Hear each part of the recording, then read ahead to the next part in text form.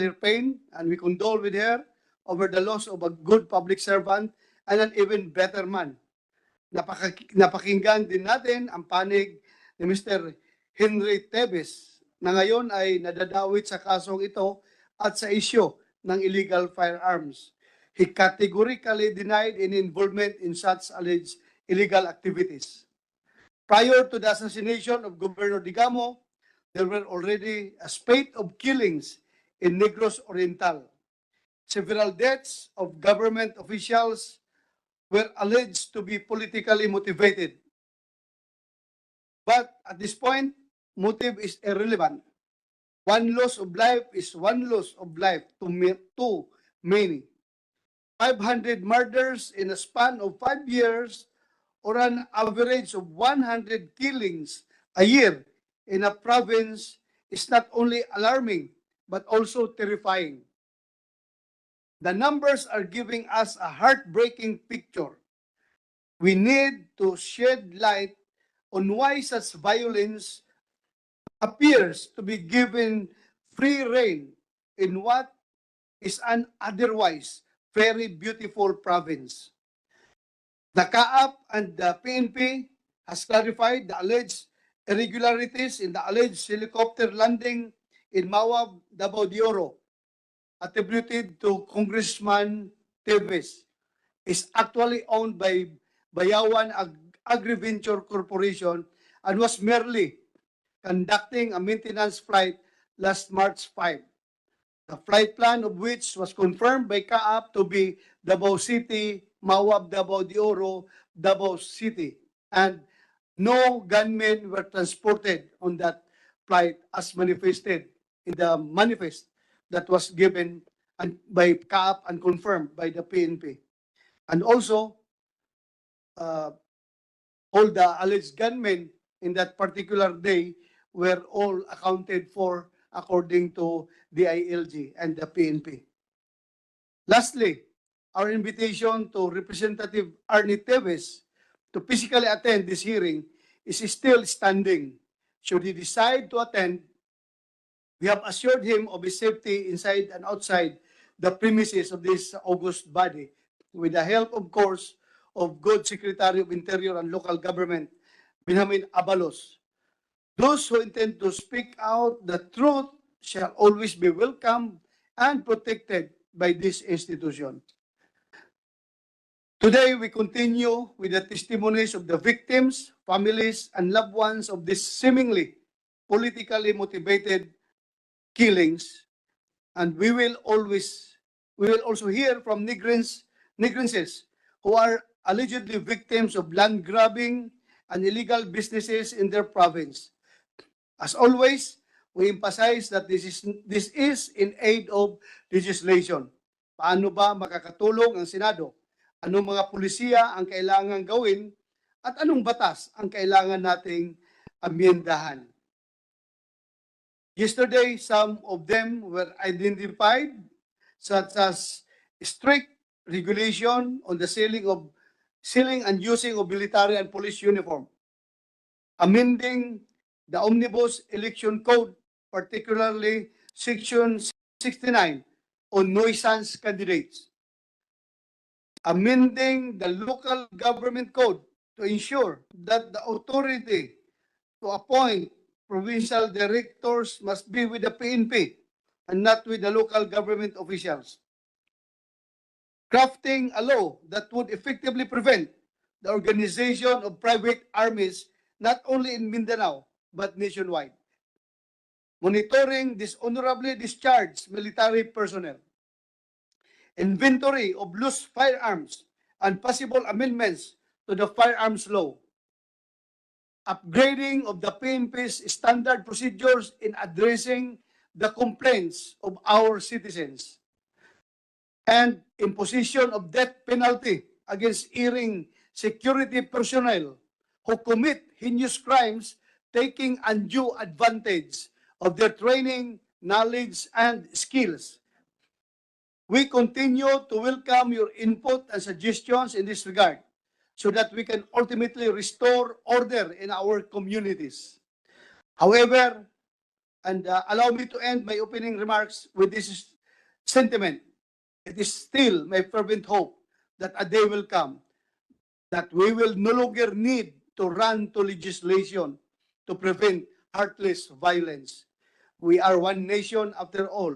I hope that the sense of unity and wholeness will permit our politics and not the other way around. Tulungan natin ang ating inang bayan. She needs us now more than ever. And before I finally end, I just would like to clarify some malicious uh, allegations circulating in the uh, social media, particularly Negros Oriental. Ako daw, being the chairman of this committee, is biased to the Teves because ako daw ay bayad na ni Teves. Ako daw ay tuta ni Teves. I would answer that allegation na hindi po ako kaya bayaran kahit gaano kayaman ni Teves, hindi po kaya bayaran ako ng kahit sino man. At yung asawa ko daw ay related sa mga Teves by affinity. Ang asawa ko po ay merong auntie na pinsan, balit pinsan ng kanyang mother na married to a Teves dyan sa Dumaguete. Pero itong Teves na ito ay hindi po ito not in any way related to the Teves family of Arne Teves. Ito pong Teves na napangasawa ng auntie ng aking asawa ay yung mga Teves na malalaking tao na mga Kastila doon sa Baez City. Hindi po ito in any way related. Sila po ay descendants ng Serafin Teves and not with Herminio Teves. Ito pong Herminio Teves na pamilya ng Arne Teves ay nakabase po sa Bayawan City, which is more or less 200 kilometers away, if I'm not mistaken. So yun po ang aking disclaimer. Hindi po ako nababayaran, hindi po ako naging tuta, at hindi po ako related sa mga Teves for full disclosure purposes. Maraming salamat. Before we continue our discussion, may we know if any of the senators present today would like to deliver their opening statement? Senator JB? Majority Leader. Mr. Chairman, I don't have any opening statement. I would just like to point out and also spread into the records my sincerest thanks and great respect to your honor as the chairperson of this committee. I, for one, is a living testimony of what he stated. Hindi kayang bayaran ng salapi, hindi kayang silawin ng anumang kayamanan si Senator Bato de la Rosa, at ako na ho mismo yung nagpapatunay niyan as a living testimony. And I'd like to again put my full support to the leadership of the chairperson of this committee. And I was a living testimony as well when the good chairman mentioned several times, and I can no longer count how many times he mentioned, we have to make sure that this hearing would be impartial and everyone should be heard. So I'd like to put that on record. Thank you, Mr. Chairman. Thank you, Majority Leader. Thank you for that support. I really appreciate it. Alam mo, ako okay lang kung akong siraan.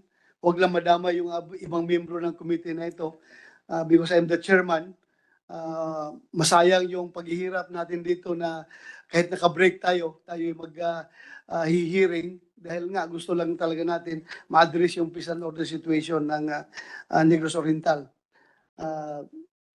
But before I yield the floor to Senator JB, this committee is in receipt of a letter coming from Honorable Jose Bong Teves Jr., Deputy Minority Leader of the House of Representatives. And I would like to read the letter. Dear Chairperson De La Rosa, greetings.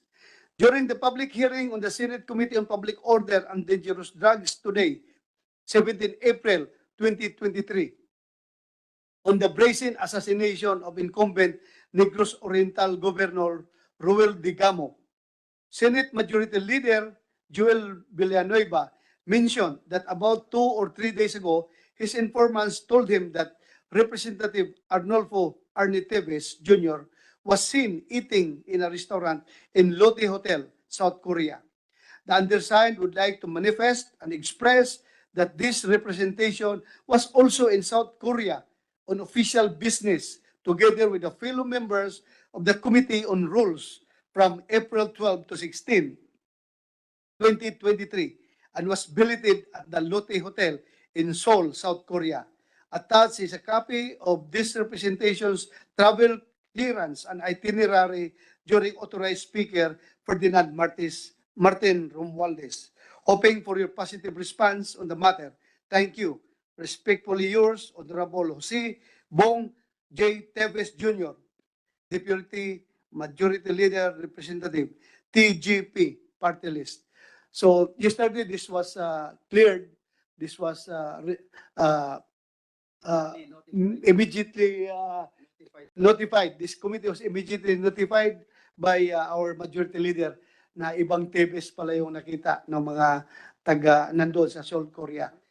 Iba, Mr. President, Mr. Chairman, I would like to again put on record that this representation had the chance to talk again to my friends, and the four of them again reiterated they saw Arnie Teves, Congressman Arnie Teves, with the pictures they sent me, etc. But again, this representation would just like again to clarify some things here, Mr. Chairman. This information was divulged to this representation, and we wanted to inform the authorities. And we asked already the embassy of our country in Korea to check and find out if it is true.